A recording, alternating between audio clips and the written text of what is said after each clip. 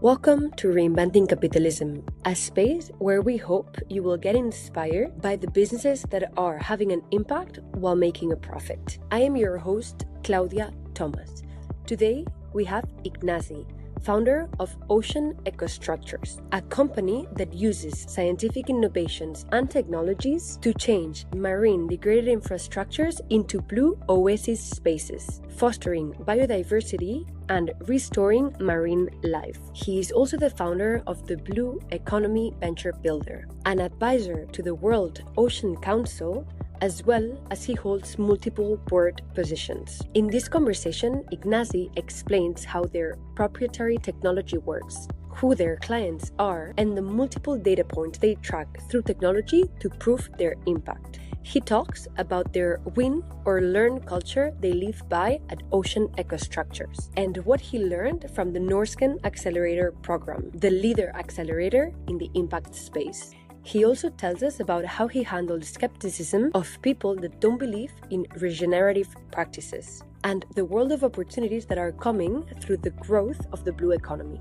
Join us to learn more about the role of the ocean and how to capitalize on this 4.2 trillion opportunity. Ignasi, how are you?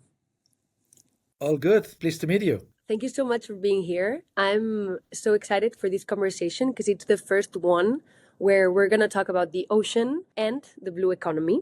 I researched a little bit, and this term was just created in 2012 by the United Nations, so it's quite recent. Let's start by understanding what is the blue economy. Right. The blue economy, as you said, is a pretty new concept, quite misleading because you're currently listening about the sustainable blue economy, which is, from our perspective, a mistake, because blue economy is as simple as sustainable maritime economy. So it must have a sustainability approach, or at least intention.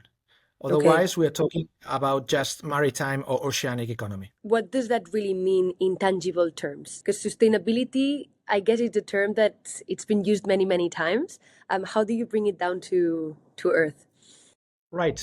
Basically, the first thing to mention is that blue economy as a sustainable maritime economy, it's an ambition, it's a desire. So it's something we will probably never reach, but it's a trend, or is an intention that all industries operating in the maritime arena should take into consideration, because otherwise they will not last. This concept of sustainability in the maritime economy comes when, let's say, society realized that on the one hand side, the ocean is one of the most important suppliers of many different things for humans. Our future relies on ocean. Climate, let's say, it depends on the ocean. Most of our supplies, food, oxygen, fish, energy, different materials come from the ocean. And all of those, even I would say happiness, depends on the ocean. There's few things as great as watching the ocean. So all of that depends on a healthy ocean. So if we want to get that, all this extreme value, this seventh economy in the world, this $4.3 trillion US dollars of value of the assets, if we want to get that for the future, we must get a healthy ocean, because otherwise all of that will disappear. When society realized that we need a healthy oceans to get that wealth from it, then it came the concept of blue economy. So we need to operate in a way that it's sustainable, meaning that we are not destroying the assets more than it can be regenerated or renovated. And of course, it's, as I said, it's an aspiration, and it's a trend that we should be moving all industries toward that. Some of them, like fishing, or I would say tourism, would be not only, some of them will be fully sustainable, others will be even positive to the ocean, so they will create more environmental value. And some others, like probably deep sea mining or some energy industries, will never be sustainable and will probably always be highly damaging the ocean. But at least they should be moving in that direction, on this momentum towards sustainability. So we're making sure that they are not consuming so many resources compared to what is left. You said 4.3 trillion. Is that the opportunity of this blue economy? That is the value of the assets we are operating, and it's the opportunity at the same time. It's been said, for example, another figure which is worth mentioning, if we would like to restore all the assets and all the natural capital we've destroyed, that would cost something like two to 3 trillion US dollars. But the value generated would be something like around $10 trillion. So that would be very, very profitable. So the point is that the ocean has an outstanding opportunity in terms of creating wealth for mankind. Let's make sure that we do that at least less aggressively than we are doing. Yeah, for sure. Without harming it, even more so if it's giving us so much. How did you realize you wanted to solve this problem? Well, I first started, I have to say, when I was young, I wanted to be Jacques Cousteau. Unfortunately, by then that was not possible in Spain. And there only be one Jacques Cousteau in history. So I decided to do business, which has nothing to do with the ocean. But I'd also studied oceanography at late 90s. And I started to work and help NGOs to become self-sustained. Then I realized that it was called social investment. And from there, I realized that there was an amazing amount of scientific knowledge that was standing in the laboratories, that those scientists were not being able to bring it to reality because they were missing kind of bridge of that.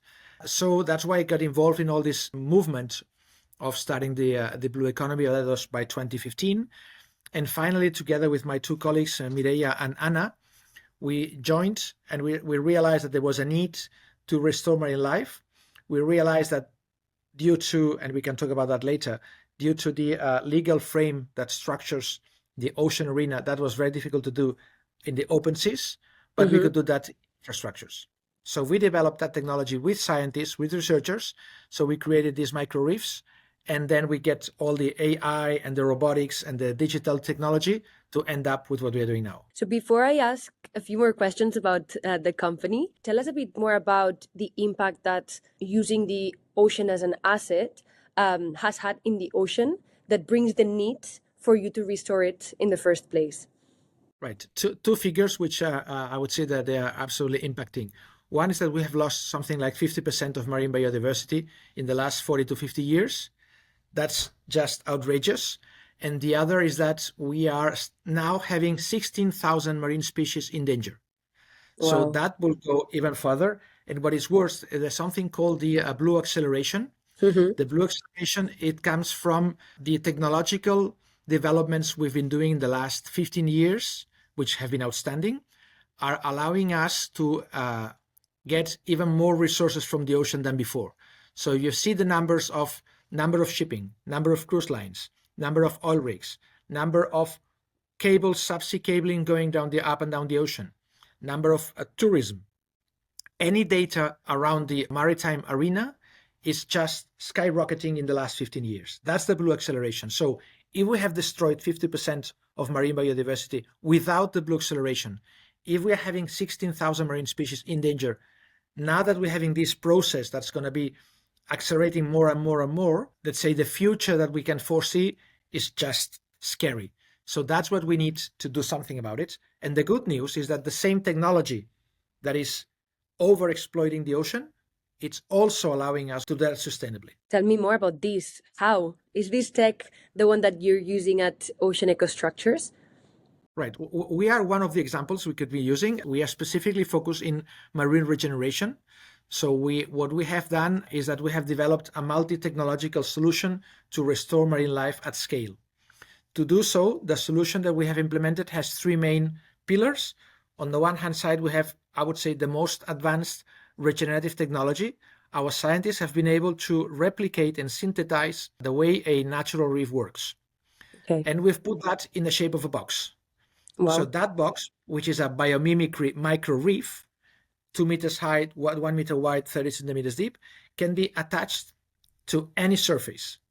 So we can put that in oil rigs, wind platforms, ports, subsea cablings, pipes, any infrastructure that humans have built in the ocean, and it has, of course, destroyed part of the ocean. Now we can fill it with all our micro reefs. On top of that, of them, that doesn't affect the operations because the anchoring system is flexible, so we can be detached if necessary to do whatever works and bring it back. And those boxes, called life boosting units, have an outstanding regeneration capacity. So in something by 6 months, we can start growing fully functional ecosystems, full of life. So if we fill one of those infrastructures with that, in matter of months, we can turn this oil rig into a blue oasis, this port into a blue oasis. Just to make sure that I understand, you are saying that you put a box in infrastructure that the human has built in the ocean, and after 6 months, that box can regenerate the marine ecosystem. Wow. Exactly. So we renaturalize those ecosystems. And of course, we put many of those boxes. We can put in of course. Port, in a commercial port, we can put 2,000 of that. In an oil rig, 300. So, but we turn all this infrastructure, we renaturalize it. So, in a way, when we build that infrastructure, we humanize nature. Yeah. Now we can go backwards and bring back life to that space. So that's why we say we turn gray spaces into blue oases, which is our motto. Absolutely. But on top of that, what we do is that we measure the impact of our units, because we're using drones, underwater drones, robotics, with multi-parametric sensors and high-definition cameras. We bring that to see our units. Each unit is unique, coded, and geolocated, and we measure the impact, meaning that we measure number of species, biomass, CO2 removed, oxygen, quality of the water, amount of oxygen dissolved, turbidity, acidity, chlorophyll. And all this data is then assigned to each of the units, of the life boosting units. We put that information in a cloud-based system, and then our customers access to it through a digital platform called iOceans, which is the third technology. All the digitalization of this data, so that our customers access the platform, they have access to the data of all their units, so they can see how they have evolved in time, on how many species they have regenerated, how much biomass, how many kilos of biomass they have regenerated, how much CO2 has been removed, oxygen generated. And they can see that individually per unit or together for the whole port, for the whole infrastructure. And this data, then we put it in annual reports for our customers. And with all of that, we provide them with information they need to offset the impact, fulfill the ESG and compliance requirements, generate social engagement, and reduce costs. And that's why customers are willing to pay to install our units. So they are willing to pay to regenerate marine life, which is our goal. Mm-hmm. So they are willing to make that scalable. I love that, because at the end of the day, now customers are very, very smart. So you need to prove everything with data, because otherwise everyone could be greenwashing their way of their negative externalities. Absolutely. At this moment, there's no other company in the world that can provide a solution that restores, monitors, and reports the impact. We are absolutely unique. That's the reason why this last year we won several awards and recognitions. The Mobile World Congress as one of the best global startups, NASDAQ, one of the startups to watch. We've been renowned and awarded and recognized in many different scenarios, both in Spain and internationally, because there are 23 companies doing regeneration around the globe, mm-hmm. but none of them is now monitoring reporting. None has the regenerative technology we have. But having said that, what makes us really, really differentiate is that we can monitor that with ROVs. So we make sure that we have the procedure to make that in a replicable way, and that we report that in a very consistent and solid system. And who are your clients? Because the ocean, it's a land of everybody, but also it's owned by nobody. So who actually pays you to restore these spaces? Any company operating in the ocean is a potential customer. And now significantly, we are working and we are selling our product to oil companies, okay, offshore infrastructure companies, ports, marinas, subsea cabling companies. So any of those private corporations that manage marine infrastructures, they are our customers. And we are starting now to get customers which are cruise companies. Okay. That's ferry companies. So all those that not just manage the infrastructure, but those companies that use the infrastructure, because they have seen that we can provide a solution to offset the damage they are generating on a real, consistent, tangible way. They can really show what they are doing. No greenwashing, as you just mentioned before, and we can provide these tangible and real results. Yeah. It seems like your product is quite complex. It has different products in one. There's a lot of technology involved. I'm curious, what has been your biggest product failure? Like one of those where you're like, fuck, how do I solve this? Well, the biggest failure was the first product.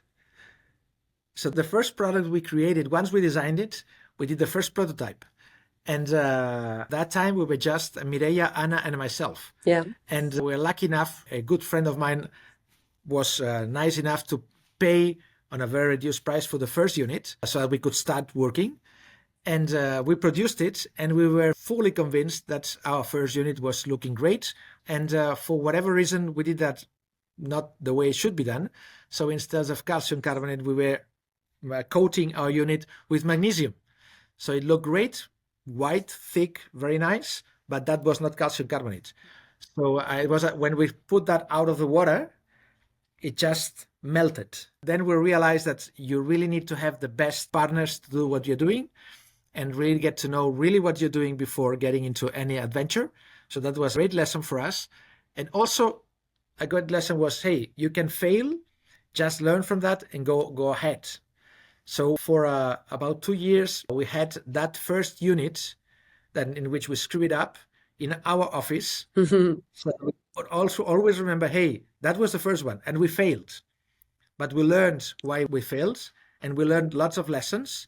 So just bear in mind that you can turn that right, you can screw it up, and then just make sure you fix it. That's a very powerful message, because it's true that a lot of people might give up on their first trial if they fail. But the reality is that the faster that you fail, the faster that you learn, and the faster that you can get to your actual objective. Absolutely. And in fact, last year we were selected by NASDAQ under the Entrepreneurial Center as a startup to watch, and we were given kind of acceleration program. And we specifically focused that on culture, to build the right corporate culture for us, being a startup. But I believe it's very important to have a very consistent corporate culture from the beginning. And one of the key issues, one of the key drivers of our corporate culture is positive error culture. We have to make sure that all our team knows that we can make mistakes, because from mistakes, we learn. Yeah. And learning makes us stronger. So our motto is that whenever we do, we win or we learn, because we win is, of course, the main goal. But if we don't win because we don't get it, then we learn. And if we learn, next time we'll win. Absolutely. So we have that here in our new office in big words. We win or we learn.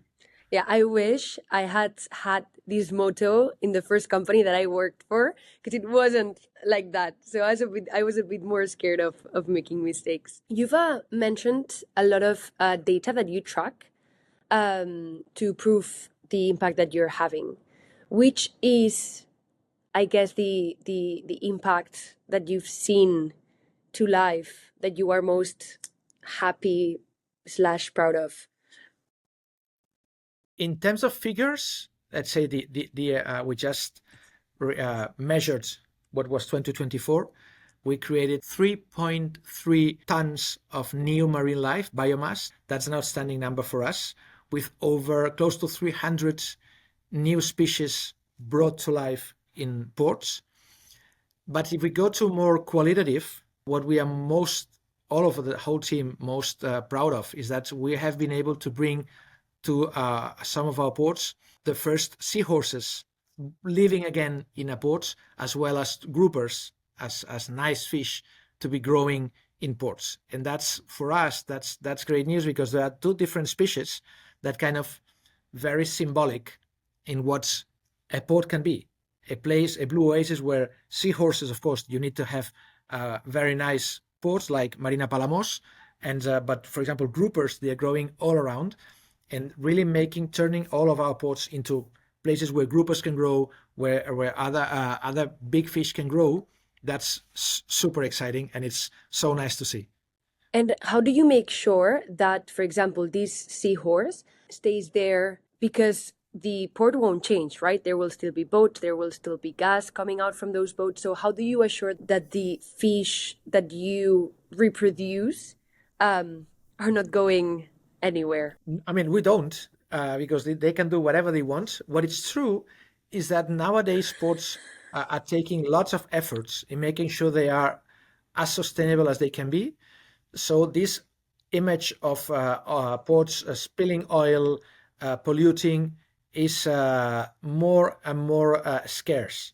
So nowadays we are seeing really, especially among our customers, a lot of interest in ports on having the waters clean, making sure that any user of the port throws anything into the ocean and to the sea. So ports are getting really much better than they used to be. So the groupers of the seahorses or any of the triggerfish that we saw last September in Barcelona, those might stay or might not stay and leave. But once they are there, I would say it makes sense to think that they will be staying or they will come back. Maybe they will leave and they'll come back again. But there's nothing we can do about it. Just making sure that our customers are sensitive to that. And from there, just let nature do their life. Let nature do their magic. You went through the Norrsken Accelerator program in 2023. I'm a huge fan of Norrsken, and it has been one of my North Stars since I started working in the world of impact. Can you explain what is Norrsken and what did you get out of that program? Right. Norrsken is a foundation where startups with technology and impact have an amazing opportunity to grow and find support. We were lucky enough to be selected as one of the startups to accelerate in 2023, and we were invested by them. Among something like 2,500 startups, they select 20-ish, and we were there. So super excited about it. And we spent 8 weeks in Stockholm in summer. That was an outstanding experience. I would say first, because the philosophy of Norrsken, it's unique, meaning that talking about impact investing, but it's a real impact investing in which the philosophy is, let's make sure that our startups, they make a lot of money to have a lot of impact. Mm-hmm. And that's important because we need to make sure that impact startups, we have to grow. We have to be very profitable to make sure that we have a very outstanding, outrageous impact. If we are not making enough profit, we will not have the impact. The problem is not making profit. The problem is what to do with the profit. So if you reinvest it in growth and increasing your impact, then that's great. So that's the philosophy behind it. And in terms of practical stuff, being these 8 weeks, besides sharing amazing times with a group of crazy entrepreneurs, meeting outstanding mentors. In Stockholm, there are something like 100 entrepreneurs with unicorns. So you were meeting many people having done unicorns. So outstanding people, clever, smart, with a very great strategic perspective. And opposite to other acceleration programs we have seen or been involved with, which tend to be very operational, Norrsken is very much a strategic and value-added acceleration program. So it's more about making sure that you really have a clear view what's your value added, having a clear view what is your proposition, what is your message. So a lot of work in the pitching and really focusing on getting the real essence of your project, the real essence of your value added. Because once you get that, two things happen. One is you feel so sure of what you're doing that you feel absolutely energized. I say as a joke, when I came back from Stockholm something like 3 or 4 times when I was coming to see my family. So when I was coming out on the plane, I would say that plane did not need engines because my energy was more than enough for that. So I had the feeling that, hey, I'm flying, because they're really providing you with lots of energy. And on top of that, then as you have really a clear vision of what makes you unique, and you feel very, very secure on that, then you can really go to investors. You can really go to your partners, to your customers and say, this is what I'm doing. And this power is really outstanding.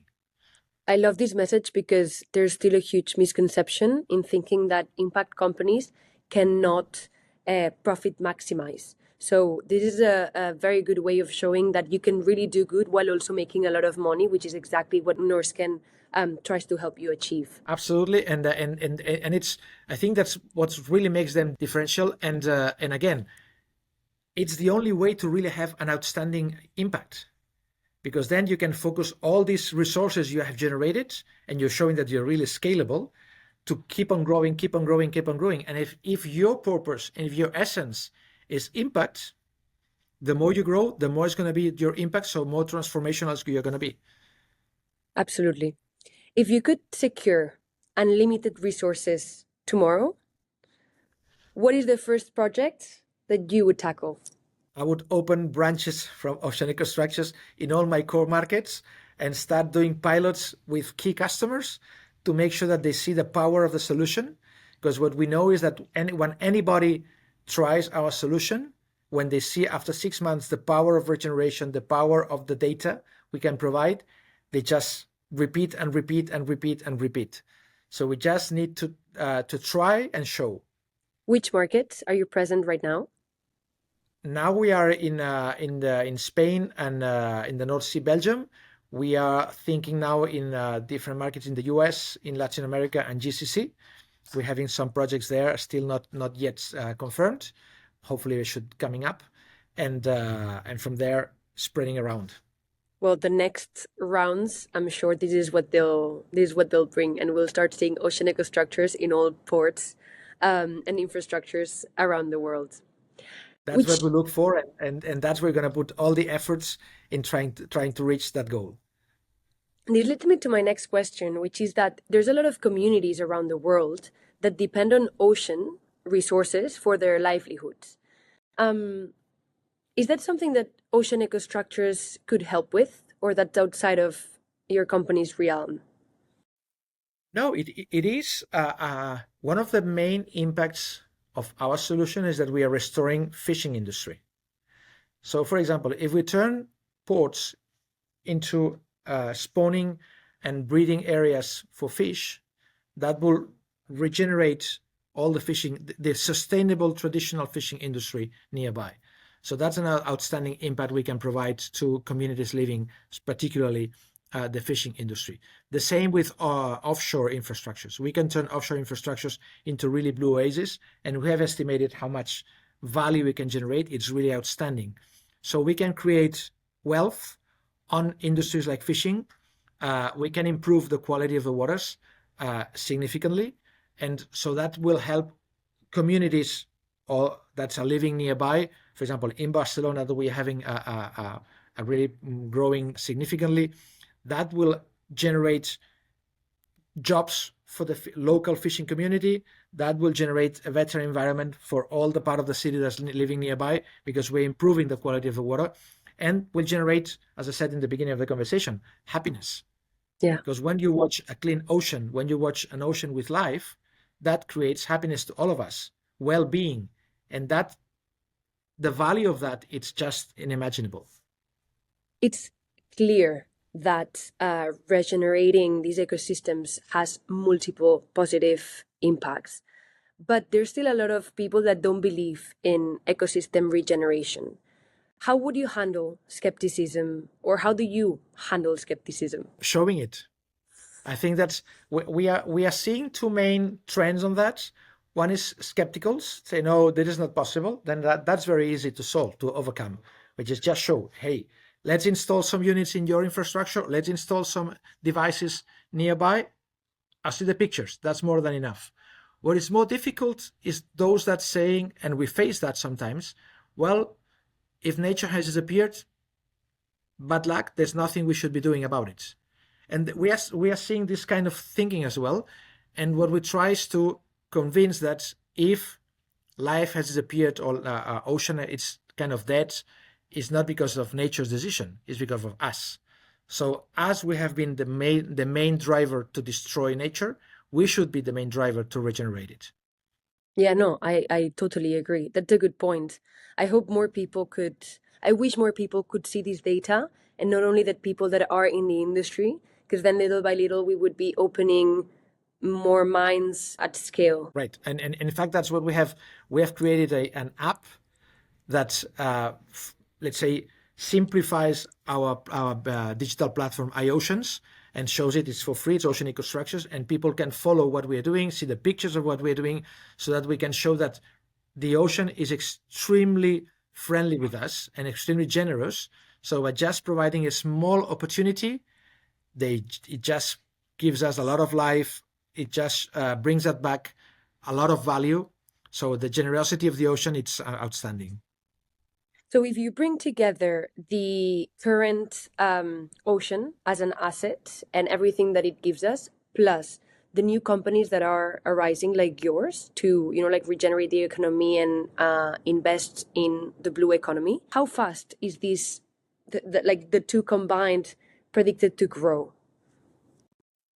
I don't have the figures here now, but what we are seeing is that in the last few years, let's say in the last 3 years, there have been something like 10, 15 new investment funds being created in the blue economy. So that means over 1,000 million euros to be invested on that arena. We are seeing big corporations moving on and talking about sustainability in the ocean. And we are seeing initiatives like Barcelona, that he decided 4 years ago that they wanted to be the global capital, or at least the Mediterranean capital on blue economy. And initiatives like the Port of Barcelona that they just launched 2 weeks ago, the Blue Tech Port, which is where we have our offices now, which is it's going to be a 25,000 square meters hub on blue economy, which is going to be the biggest one in the world. It's now being developed, and means that an infrastructure and a community like the Port of Barcelona, which is one of the leading ports in the world, they are all moving and all pushing towards this sustainable maritime economy, so this blue economy. So I think that there's an amazing opportunity ahead. Moreover, the technology is evolving. There's an outstanding capacity on our scientists to develop knowledge and create technologies to make traditional maritime industries more sustainable. But there are new emerging industries coming up: biotech, big data around what's happening in the ocean, satellites. All of that is creating an outstanding opportunity based on new technologies, and that's new jobs, that's new opportunities, that's new industries. So great times ahead. You read my mind. My next question was about the jobs that we can expect to see to be poured into the economy. Where do you think that will lead to? Like, which are the main new types of jobs that we can expect to see? I think that's all related with technology, and particularly I'm foreseeing very good opportunities in all what is biotech and digital/big data. And I would put there, as I said before, the satellite industry, because we are missing a lot of information on the ocean. And when we had that information, we are missing how to really manage that. So all this is a great arena to work in. And then the ocean is providing us and can provide us with very significant materials and ingredients to the pharmaceutical industry, to new standards about food supplements. So all this biotech is going to be, I believe, a really value-added arena for the economy as a whole, and particularly for the blue economy. So what skills do we need to absolutely learn to thrive in this new economy? Engineers, biotech, biomedicine, biologists, and of course, all what is digital and Internet of Things, all that mixed together. One of the things that probably is characteristic from Ocean Ecostructures is that we're having a mix of basically what I've just mentioned: engineers, business people, biologists, biotech. All those together combined, they create a unique ecosystem that really can generate new ideas, new technologies. I have one last question for you, Ignasi, which is that I love to ask what's your look into the future? So what are you expecting to see in the next 5 to 10 years? I want you to imagine that you're looking into a crystal ball that will tell you what is going to happen in the world of ocean regeneration and the blue economy. From ocean's regeneration perspective, I'm expecting to appear many other companies like us. So I would say competitors. So I'm expecting that the 35,000 different infrastructures that currently are in the ocean, they will all be renaturalized somehow. So that can create several millions of marine life from scratch. So really changing the name of the game. In terms of blue economy, I am expecting most of the maritime economy industries being, if not fully sustainable, at least close to sustainability, so that this unbalanced situation we are facing now, the 16,000 species and 50% of marine biodiversity being lost, we should have no endangered species in the ocean, and probably restoring part of this 50% of biodiversity that we have lost. Because probably I'm very optimistic, and I believe that when statistics say that we lost 50% of biodiversity, maybe some of those species are still there, but we are not seeing them. So if we provide them with the opportunity to grow and bring and come back, they will come back. And if not, I'm sure that they are in somewhere in laboratories or in zoos and somewhere, and our scientists will be able to bring them back, and so we'll have a nicer ocean in which we can all live on and really love it and get all this amazing positive energy that the ocean can give us. So do you think that we can reverse climate change, or do you think that our best bet is to restore it and I guess keep it as it is? That's a difficult question. In spite of being optimistic, I think that probably we will not reverse, we will reduce, and we will adapt. And will not be as damaging as it could be if we don't do anything about it in terms of climate change.